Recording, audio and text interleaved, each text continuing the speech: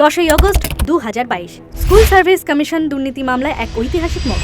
সেদিন সিবিআই গ্রেফতার করে এসএসসির বিশেষ উপদেষ্টা শান্তিপ্রসাদ সিনহা ও তৎকালীন সচিব অশোক সাহাকে নিজাম প্যালেসে দীর্ঘ জিজ্ঞাসাবাদের পর দুজনকে হেফাজতে নেওয়া হয়।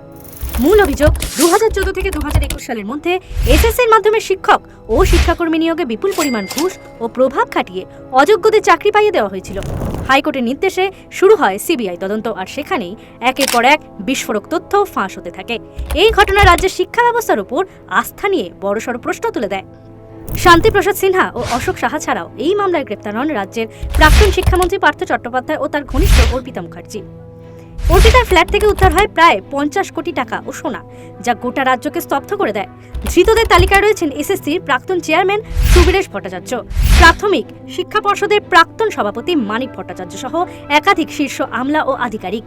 একটা সময়ের শিক্ষক নিয়োগ আজ রূপ নিয়েছে দুর্নীতির প্রতীকে, যেখানে স্বপ্ন নয় বিক্রি হয়েছে যুব সম্প্রদায়ের ভবিষ্যৎ।